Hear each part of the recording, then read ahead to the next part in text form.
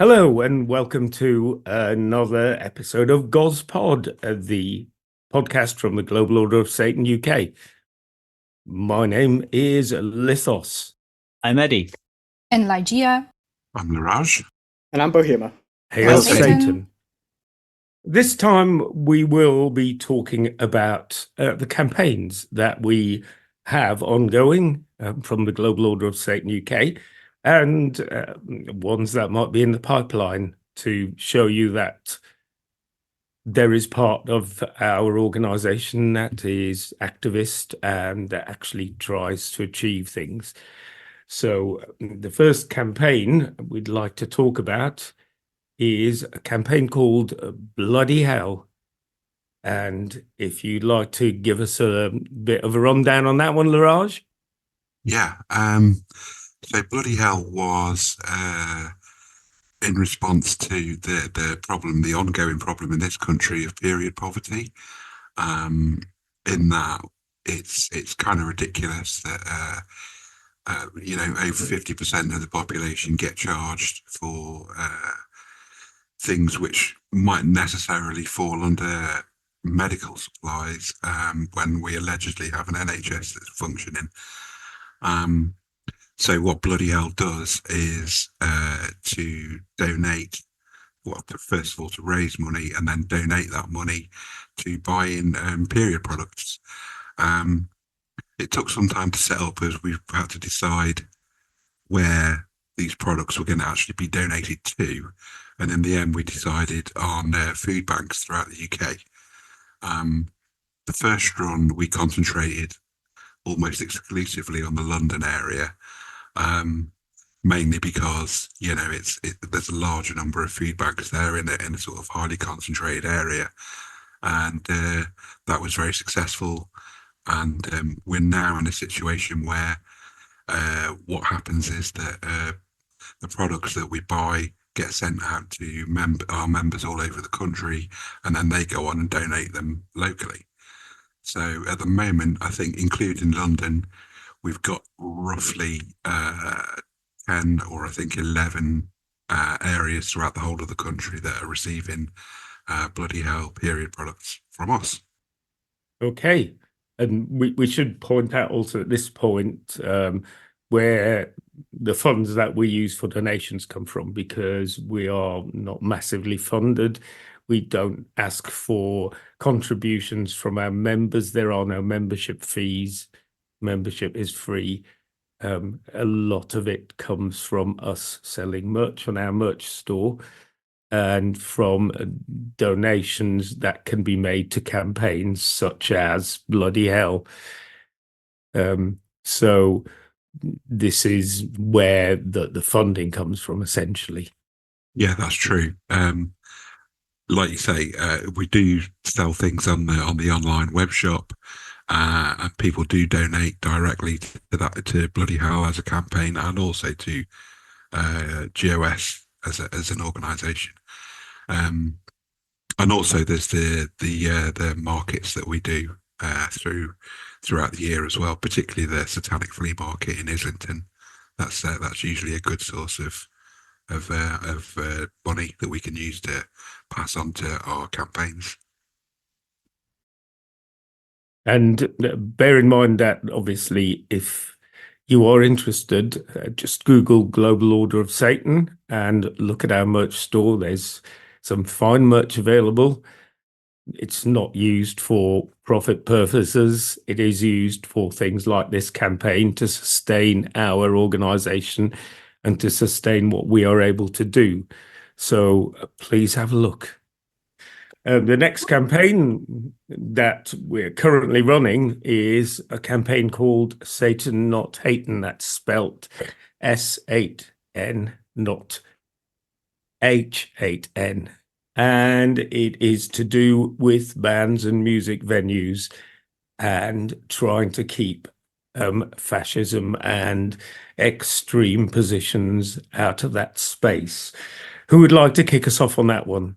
Do you want to hit the history a bit, or do you want to hit where we are starting currently? Well, hit the history. Why not? Yeah, do the history give people bit. some background. Good Lord. I keep doing this myself, don't I mean, like, S8N Not H8N was one of the first campaigns we started once we came under the GOS name. All those years ago. I used to be young. Very much like of the idea, very much of the idea that it's a concept about bringing both venues and bands who are allied with anti-fascist principles, who are also allied with the various aesthetic movement we've got going on here, to very loudly and like explicitly proclaim like this is what we do. We don't tolerate fascism or fascist leaning people or groups going into any of these venues or supporting these bands, and want to make the policies very, very clear. As a tagline, I think it's quite effective. The branding body is quite effective. It's very visceral. It looks really good. It sounds great. You know, it's a very clever piece of marketing done by former members when it was initiated. It's lay admittedly quite dormant for a few years. COVID came along and stalled a lot of our projects. When we started as GOS, we had a lot of plans to do a lot of public-facing projects, and then COVID happened and we had lockdowns, and suddenly our projects became less public-facing and more insular and about maintaining our internal communities and making sure that our members were in better positions and were looked after. Now that we're in more of a open space, yes, COVID still exists, but people are more tolerant about going outside and being more open about it. We are more comfortable being able to push what we want to do forwards and out of our own insular space and building more of a movement outside of ourselves as well. Which I guess leads us to where we are currently. Fantastic. Yeah. So, yes, Laraj, would you like to outline what kind of bands and venues we have without listing them all, obviously? Yeah, Laraj, would you like to tell everyone how you've just completely resurrected this movement out of nowhere? Absolutely. Well, that's not 100% accurate. Well, I think it had always been, you know, it was something I noticed before I joined the order that this campaign, S8N Not H8N, and I loved the name of it. I thought it was just such a great thing, and then saw what it was about, and I think all of us who are kind of like, and I don't mean just all of us who are Satanists or even all of us who are in GOS. I mean all of us who like alternative music, be that metal, punk, ska, reggae, you know, industrial, anything like that. You can't help but notice there's been an uptick when you go to gigs, when you go to festivals, when you see some album artwork. It's got quite nasty out there. There's a lot of fascism, there's a lot of transphobia, there's a lot of misogyny, and there's a lot of racism. So it seemed like the ideal time to try and sort of, as Eddie said, post-COVID, sort of like dust off the machinery and get it up and running again. So that's what we did. Most of the bands that signed up, and so far we've got nearly 70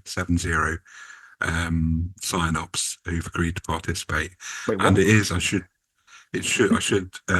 say at this point, it is an entirely opt-in thing. We've not created a list, then said, you're on this list, deal with it.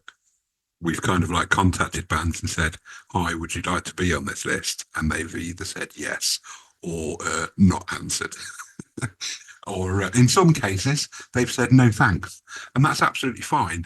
They've made it clear it's nothing to do with the fact that they think fascism is a great thing and they really want to promote it.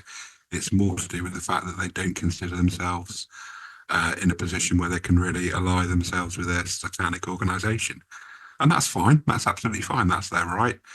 And, you know, it's not for everybody. And that's never going to be a problem for me. So, yeah, we've got, like I said, nearly 70 sign-ups at the moment, mostly bands, a couple of organisations and a venue. The bands are all kind of from the various alternative scenes, a lot of them metal, a lot of them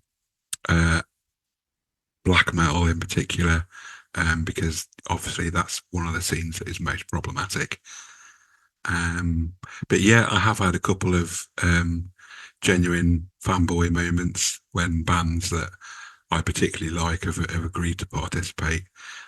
Black Braid, Gold, and the Infernal Sea particularly kind of made me want to lie down somewhere and sort of like catch my breath for a while that they'd actually agreed. And hopefully we'll have more. Yes, and maybe we should give a shout out to the venue you mentioned that agreed to be on the list. Yes, sorry, you're absolutely right. Yeah. So the two organisations that have agreed so far are anti-fascist organisations. One's called the Anti-Fascist Black Metal Network, and the other is Anti-Fascist Steel, and they are both obviously metal based organisations that sort of like showcase record labels and bands that are specifically anti-fascist. So they kind of like go beyond simply not having any truck with the kind of like transphobia, racism, etc. that exists, to actively sort of like saying we are anti-fascists, which not all of our sign-ups do, and that's fine too. The venue is Lost Souls Pizza, which is in Camden. And if you think, why the hell are a pizzeria signing up, go take a look at their website and you'll find out why. And yeah, we have contacted a few more venues and festivals, but we have also got to bear in mind that it is kind of like festival season and concert season right now. So they're going to be very, very busy. It's going to take them quite a long time to actually even get around to formulating a reply, I think. Yeah, but I think that this, you know, and you have been running with this pretty much like, you know, off your own fuel tank for a while, and getting 70 bands in is pretty damn impressive. You know, I have to say that, and it's great. It's a great campaign, and it is one of the things, particularly if you're into kind of metal, death metal, black metal, extreme metal kind of thing, that I think everyone who's into that kind of scene has that moment where they discover a new band and they go, "Oh Christ, I hope they're not fascists."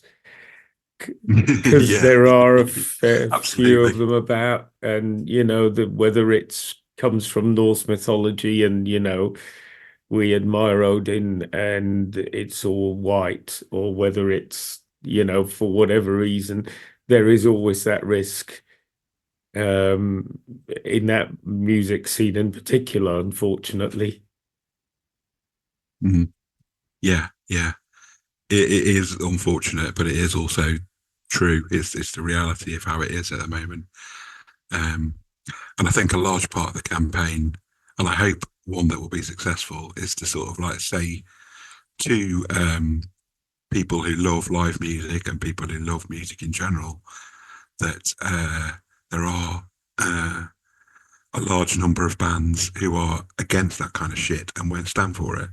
And I also hope it says to the bands themselves, and most particularly venues and organisations, that there is an actual large active audience of people who are looking to go to festivals, venues, attend gigs, listen to bands, follow bands, who don't subscribe and actively will not subscribe to any of those right-wing and fascistic kind of viewpoints. Yep, absolutely.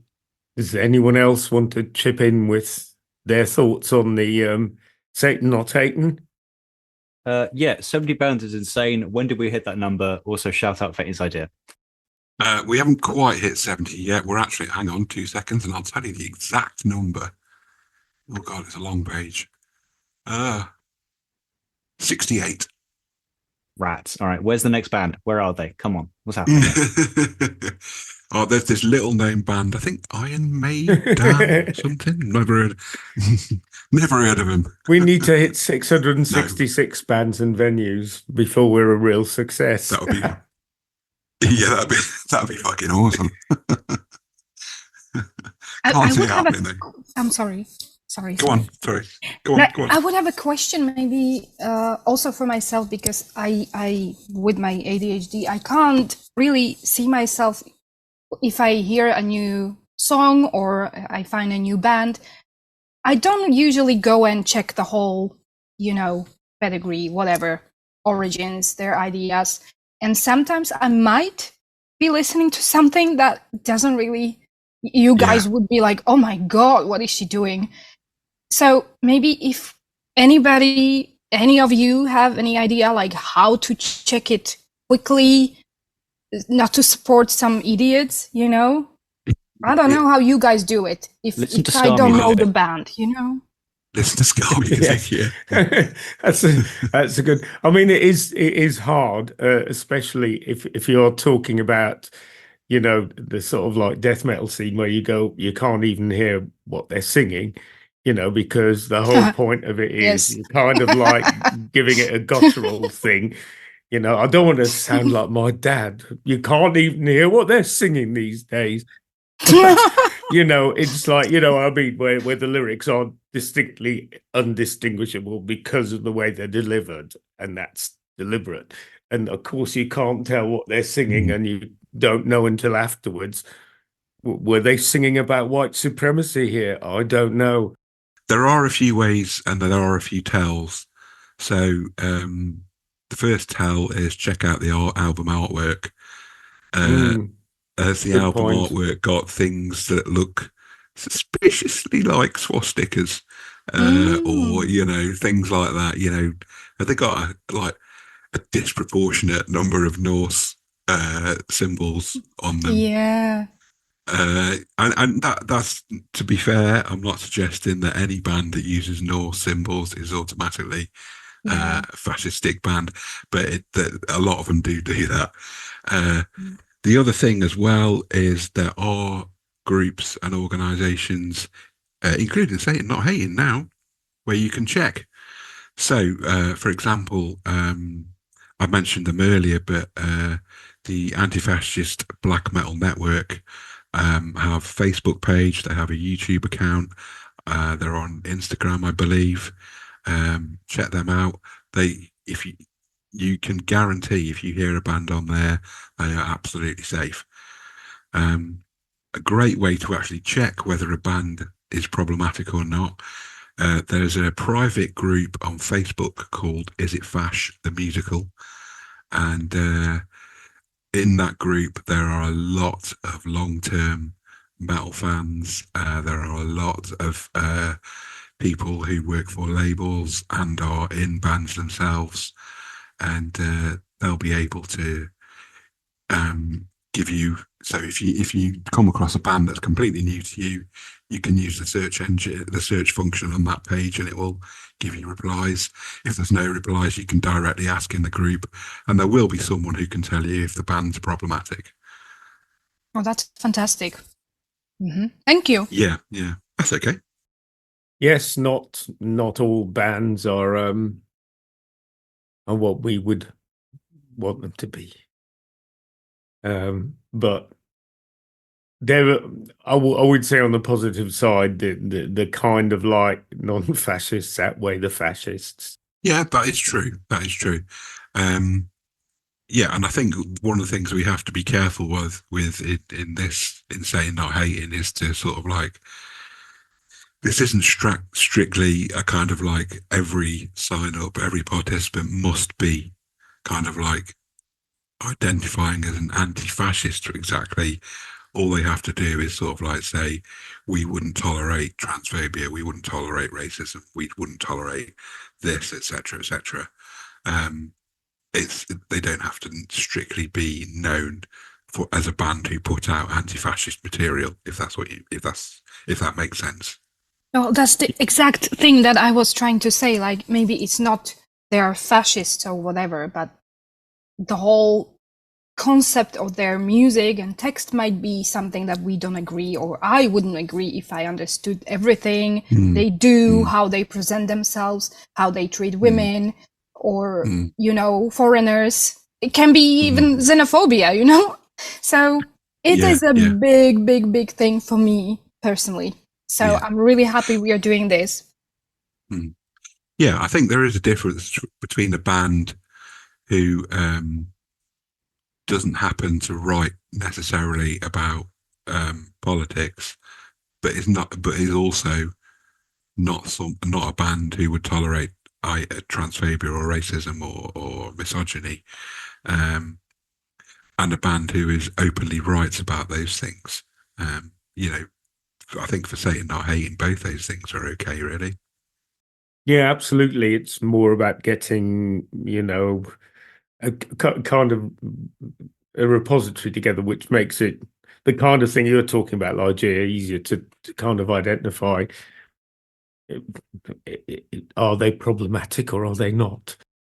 Exactly. Or do I want to give them my time, my energy, my love? Or And if money. I knew everything, and money, of course, if I knew everything that I should know, but the world is so big and you can't know everything.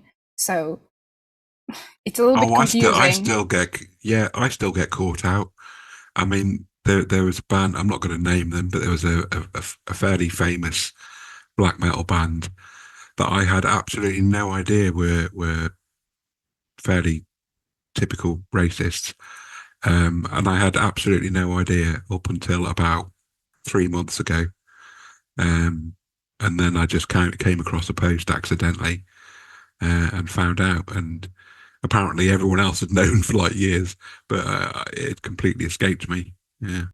Yeah, it's not easy to identify. And yeah, in a scene that is largely also by design not political, people don't put their politics front and center. It's nice to know that, we're not putting our politics front and center here, but we're just saying we're not having any shit. We're not having anything to do with these people kind of thing.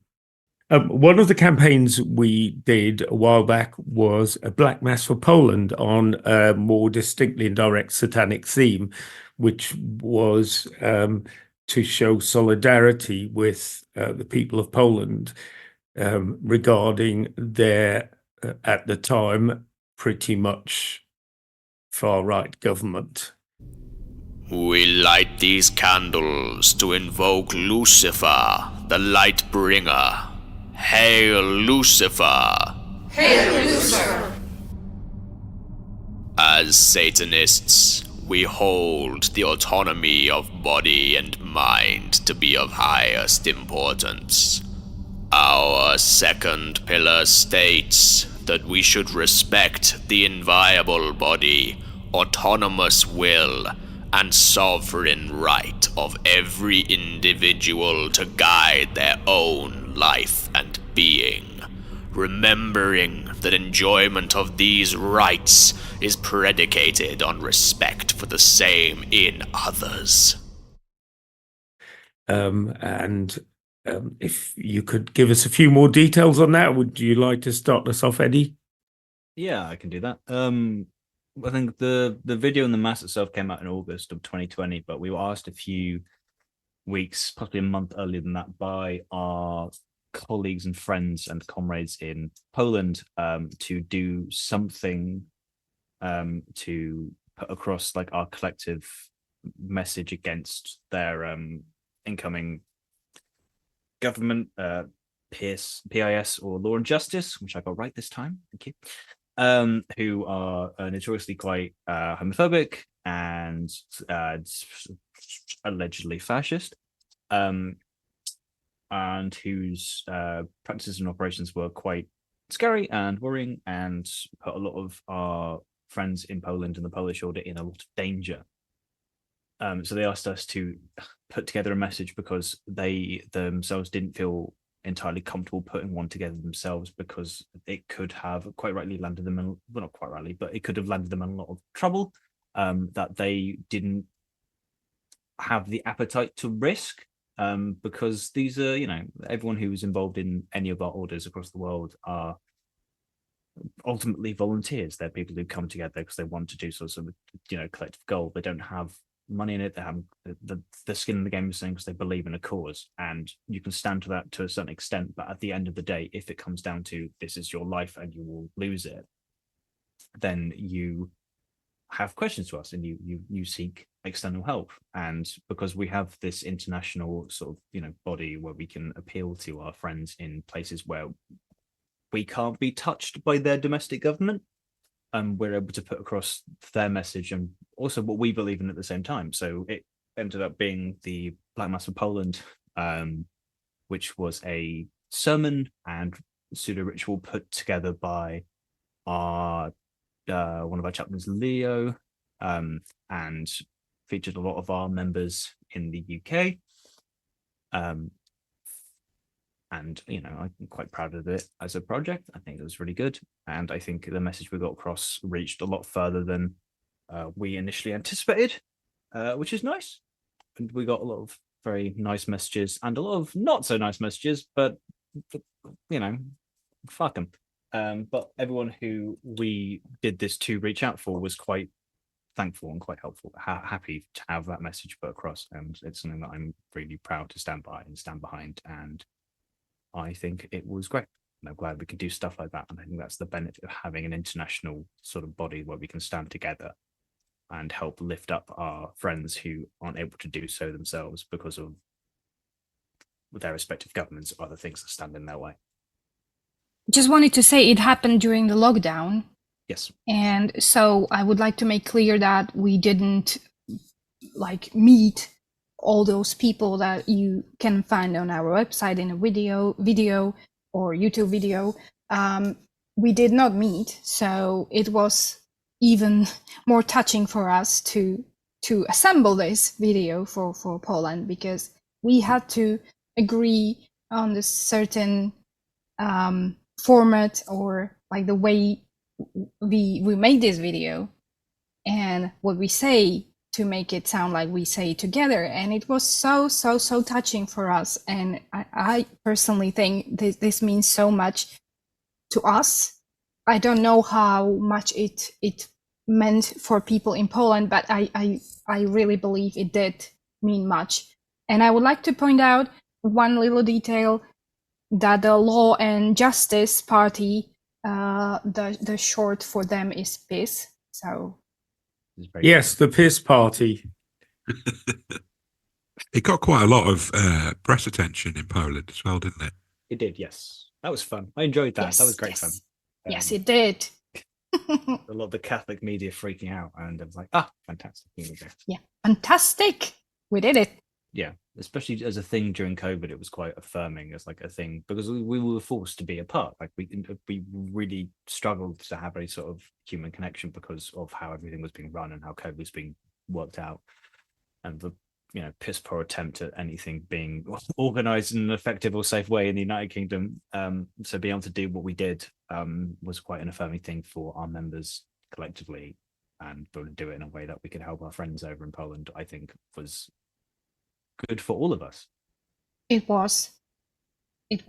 We had to talk about everything we are going to do and just make it work to even just record a video in the same, if it's landscape or is it portrait, whatever.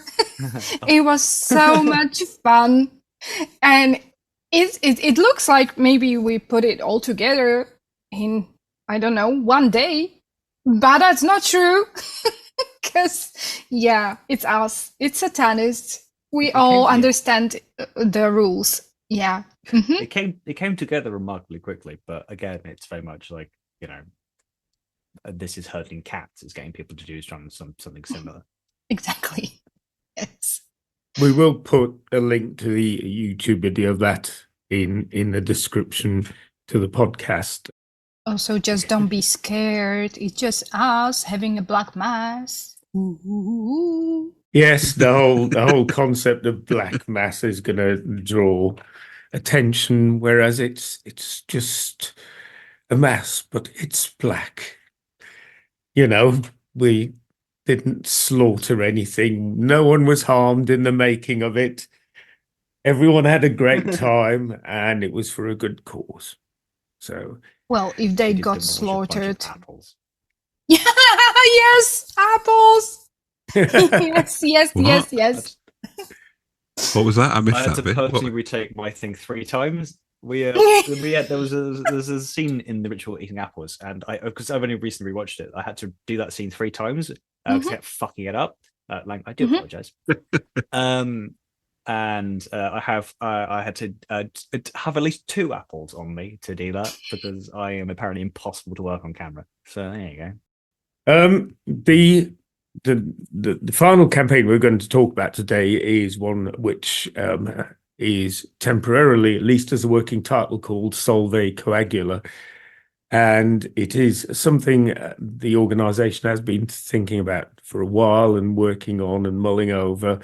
And it is the idea that we get to 2 artists to buy into this by offering their services to people who need tattoos to cover up scars due to domestic abuse, self-harm, other reasons, and that we would contribute towards the costs, but we'd be looking for tattoo artists who'd also be willing to do this for a reduced or minimal fee, to show that basically some people might want tattoos to actually cover up things that they want covered up.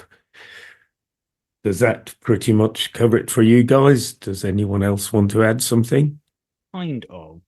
It's I shall let Laraj take the point in this one. I don't know what you were going to say, Eddie. So It's less having people buy. It's more less people buying in and more like establishing a register of a lot of tattoo artists who are sympathetic to because yes, like this project had like I can't remember if Laraj came to this conclusion without looking at it or if it was something that came back from a project that we started but couldn't really get off the ground initially a few years ago when we first split from TST and became STI very briefly, which was called Project Autonomy, which the idea was to build a network or a resource network between tattoo artists who believe in the idea of giving over free or significantly cheaper cover-up tattoos for people who have either tattoos or injuries or scars from domestic violence or abusive relationships or self-harm, and being able to establish a way for people to get in touch with each other to make that work, because we knew a lot of tattoo artists at the time who were sympathetic to the idea of doing such a thing, but didn't know how to reach out to get that across. So it's less about getting people to buy into the project and more about people being able to build a way for people to get connected in that sort of way, I guess. Yeah. I mean, as Lithos said and Eddie just expounded on, this is kind of like a nascent idea. It's very much in its infancy. So yeah, there are technically ways to do that, but we have to decide on what the best way is to try and preserve everyone's anonymity and privacy as much as we possibly can. Yeah. I just wanted to say a little bit about the name Solve Coagula. The reason I thought that might be a good name for the campaign is Solve and Coagula are the 2 words written on the arms of the traditional Baphomet, and they literally mean dissolve and recoagulate, i.e. get rid of what doesn't help you anymore and then reform yourself anew. So I thought that was quite an apt name, and the fact they're written on the arms of Baphomet sort of like suggests tattoos as well. It's yeah, I mean it just lends itself together nicely. It's a very clean way of doing it. I like the name better than Project Autonomy. I think Autonomy is a good name for it, but I feel like Solve Coagula lends itself into the idea more holistically. It's still a working title. This may change. Yes. I mean, yeah, it's still a work in progress. The reason the original project stalled was we came up against the anonymity issue and the way of making it feasible and workable in like a long-term way. It's a project we didn't formally cancel, but it's one that we stalled and then let go by it. It stopped having momentum behind it, which is a shame because it's something that I personally believe in quite a lot, and I know a lot of people who were with us at the time who really, really wanted to make it work. And also similarly, like very quickly after we started it, we had this thing called COVID. I don't know if you're familiar with it, which meant that tattooing as a concept kind of had to stop for a little bit. So it's I'm quite excited. Well, I think I mean the anonymity thing.